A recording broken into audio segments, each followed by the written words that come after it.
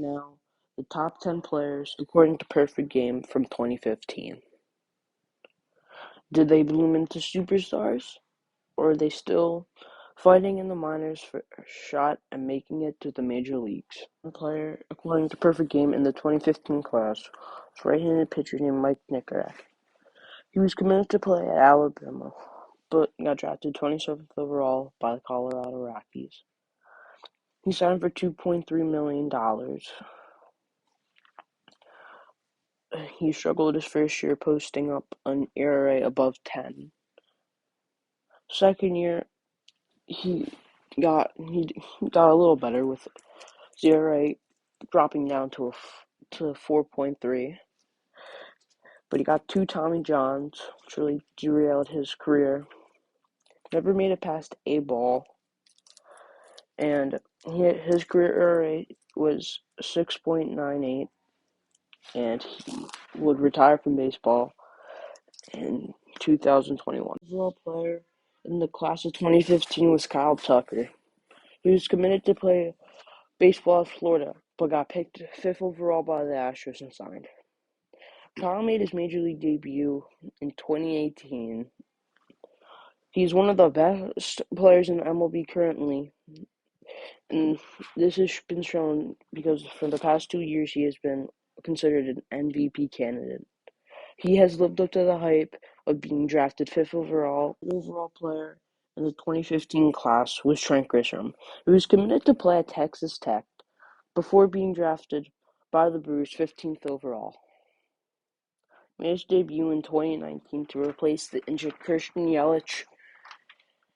He got traded in the offseason after missing a ball in the playoffs, which inevitably cost his Brewers a shot of making it to the World Series. He is a good glove with a decent bat, but he's a very solid player to have on your team, and he's worthy of being the number 8 overall player in this class.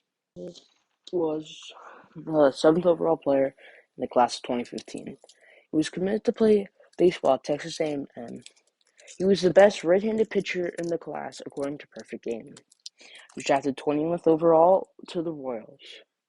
He topped out at 96 on the mound, but he has only played 2 full seasons of professional baseball, that being 2015 and 2016. In 2017, he decided to take a break from baseball, and he returned in 2021, but would shortly get released soon after. It is very clear to see that Ashley Russell didn't live up to the hype of being the 7th overall player in this class. Tyler Stephenson was the 6th overall player in the class of 2015. He was committed to play baseball at Georgia Tech University. He was drafted 11th overall by the Reds back in 2015. Made his debut during the COVID season of 2020 and has been one of the best catchers in the game when healthy. But injuries have made it a struggle for him to stay consistent on the field. But when he's on his A game, he is one of the best players in the game. He was the 5th overall player in the class of 2015. He was committed to play at San Giancaro Community College, a JUCO school. He got drafted twice, first in the 7th round by the Detroit Tigers, then in the 28th round by the Braves. He never made it to the MLB, and he's looking like it was a fluke at number 5 overall in the country. He was the number 1 overall shortstop in this class, and he hasn't lived up to the expectations of being what is supposed to be the main position on the field. We have Coby Allard. He was committed to play baseball at UCLA, but instead he was drafted 14th overall by the Braves. He signed with them, and he was a lefty who topped out at 95 on the mound. He made his debut in 2018. But he hasn't been that great of a pitcher to start off his career. He has never had a season where he's had an ERA under a 4, and he's only had one season where he's had an ERA plus above 100. The future is still looking bright, especially because he's only 26 years old, and now with Jacob deGrom on his pitching staff, who can help mentor him into becoming a solid pitcher. Player in the 2015 class was a left-handed pitcher by the name of Justin Hooper. He was committed to play baseball at UCLA, and he ended up actually going there instead of going straight to the professional route. He topped out at 97 miles an hour on the mound as a lefty, which made him a very intriguing prospect. He got drafted twice, and he hasn't made it to the show yet. He probably will never, considering that he was a 14th round pick back in 2019. He has not lived up to the hype of being what some people consider the best player in high school. A player in the class of 2015 was an outfielder by the name of Daz Cameron. He was committed to play at Florida State University, but instead he got drafted 37th overall by the Astros. But he got traded and made his debut with the Tigers in 2020 because he was a part of the Justin Verlander trade. Daz Cameron has been a below-average major leaguer, but still carries a huge potential with him still being just 26 years old.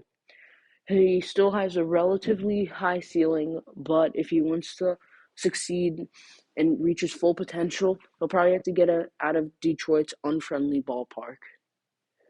He's a good player, but not worthy of being the second overall player in this class. Overall player in the 2015 class was Brendan Rodgers. He was committed to play at FSU, aka Florida State. Brendan Rodgers maybe had the greatest 4-year stretch of any high school baseball player of all time. He was widely regarded as the probable number 1 overall pick, but fell to number 3 to the Rockies. He made his MLB debut in 2019 and struggled early, but in 2021 he started to put it all together, and in 2022 he won a Gold Glove. He is looking to be like the future of the Rockies organization along with Chris Davis.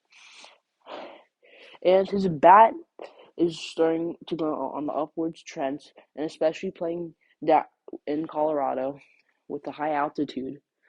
You could look to see him become a 2020 guy in the near future. He is well worth it being the number 1 overall player in this class, and I believe that he can have the second best career in this class behind Kyle Tucker.